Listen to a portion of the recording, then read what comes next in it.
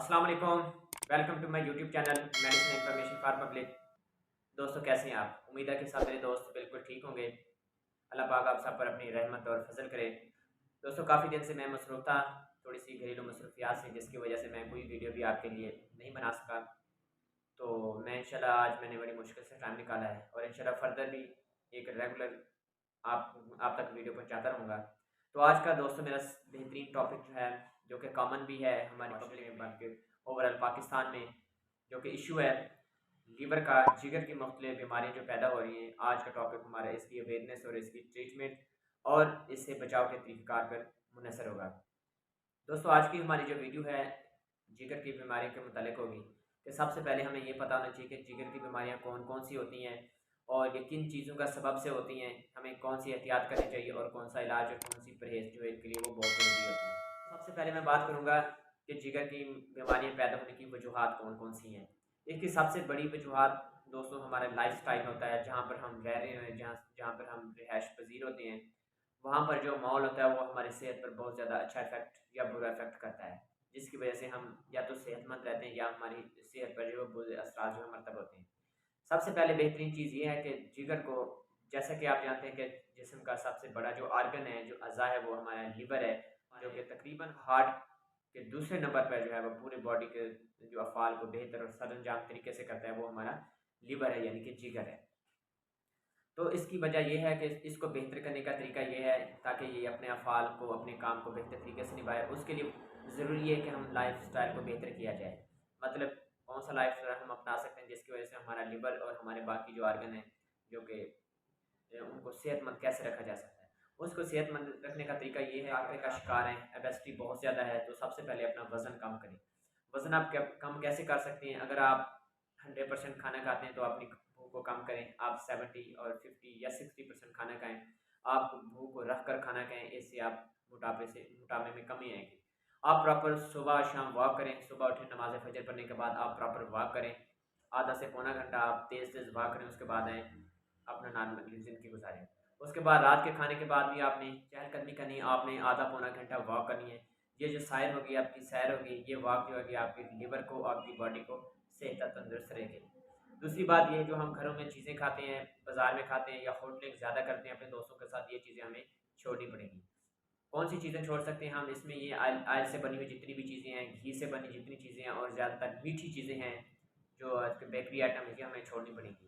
हम होटलिंग में क्या करते हैं, मुख्तलिफ रेसिपीज़ बनी होती हैं, गोश्त, मटन, चिकन, ये चीज़ें सारी जितनी भी चीज़ें हैं, ये सारी चीज़ें आपके मैदे के लिए, जिगर के लिए नुकसानदेह, इस चीज़ से हमें अवॉइड करना है। दूसरी बात, मीठा हमने कम खाना है।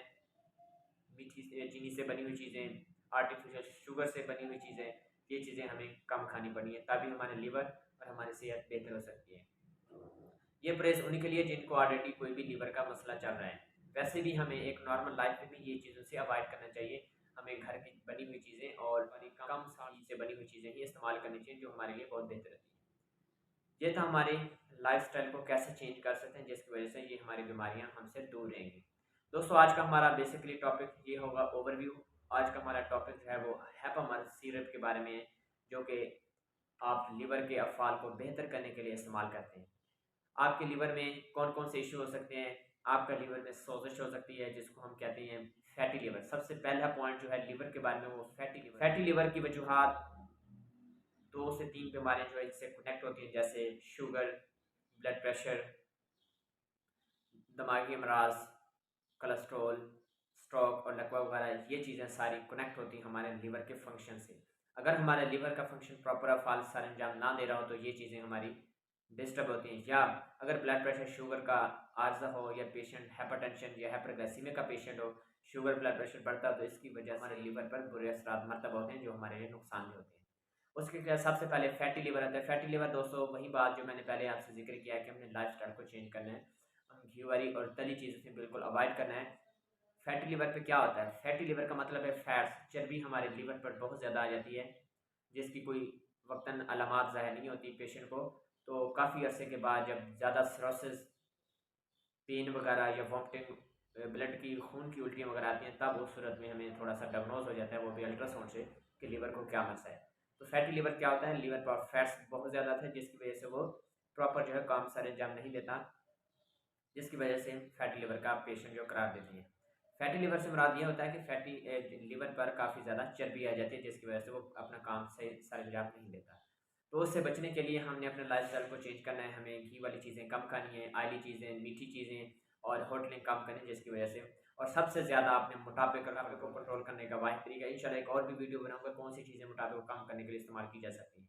ठीक है, फ़िलहाल आपने क्या करना है, प्रॉपर वॉक करनी है, सुबह और शाम वॉक करनी है। आपने खाना कम खाना है, होटलिंग नहीं करनी और तली और नमक वाली चीज़ें कम खानी है और मीठी चीज़ें जो मैंने पहले आपसे ज़िक्र किया है, ये चीज़ें आपने कम करनी है। उसके बाद आपको बताता चलूँ, लिवर सिरोसिस सबसे पहले हो गया फैटी लिवर। उसके बाद दूसरे नंबर पे आता है हमारा जो है फैटी फाइब्रोसिस। ये भी फाइब्रिन वगैरह आती है, जिसकी वजह से ज़्यादा यूरिया हमारे बॉडी में जमा हो जाता है। तो जैसे यूरिया हमारे लिवर में बॉडी में ज़्यादा मकदार में जमा है, तो लिवर का फंक्शन जो है वो डिस्टर्ब हो जाता है। उसके बाद लिवर जो है वो सिरोसिस, लिवर का सिकुड़ जाना, ये भी एक लिवर की बहुत ही खतरनाक और मूज़ी बीमारी है, लिवर हमारा सिकुड़ जाता है। चौथे नंबर पे हमारा उस ये तीनों चीज़ों की जब हो जाती है आखिरी स्टेज, हमारी लिवर कैंसर होती है, जिसमें ये कह सकते हैं लिवर अब बिल्कुल नकारा हो चुका है, इसका कोई काम नहीं है। तो हमने ये देखें बहुत ख़तरनाक ही है, जो आप उसको बेहतर करने के लिए आपने क्या करना है, ये चीज़ों पर अमल करना है। हम इन चीज़ों से बच कैसे सकते हैं, इसकी ट्रीटमेंट क्या दी है। फ़िलहाल आपको ट्रीटमेंट जाने की ज़रूरत नहीं है, फ़िलहाल आप इनकी एहतियाती तदाबीर देखनी है। लेकिन उसके लिए मैंने एक छोटी सी प्रोडक्ट जो है आज के बारे में इसका टॉपिक रखा है, जिसको आप कहते हैं हैपोमर सिरप, जो आप एक ईज़िली आप देख सकते हैं। कैमरामैन आपको दिखा सकता है हैपोमर सिरप। ये हैपोमर सिरप जो है वो इस्तेमाल होता है जिगर की सोजिश के लिए, लिवर सिरोसिस के लिए, इस पे इन्फ्लेमेशन के लिए, यरकान के लिए, हेपेटाइटिस बी और सी के लिए बहुत ज़्यादा कारगर सिरप है। अगर आपको पीला यरकान है, मतलब आपकी आंखें जो हैं वो येलो हो गई हैं, आपकी स्किन का कलर पेल हो गया है, पीला हो गया है, तो उस सूरत में आपको डॉक्टर जो है वो हैपोमर से रिकमेंड करता है। इन्फ्यूजन में भी आता है, इंजेक्शन फॉर्म भी होता है और सिरप फॉर्म में भी होता है और टैबलेट और कैप्सूल फॉर्म में भी मार्केट में अवेलेबल है। लेकिन आज का टॉपिक हमारे जो है वो लिवर सॉरी हैपोमर सिरप है।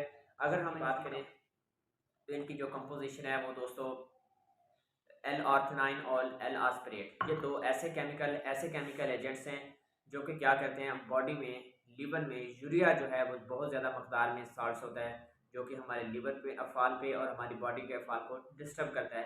ये उसको डिटॉक्सिफाई करता है, उसको बॉडी से बाहर निकालता है, जिससे क्या होता है, लिवर हमारा बेहतर काम करता है।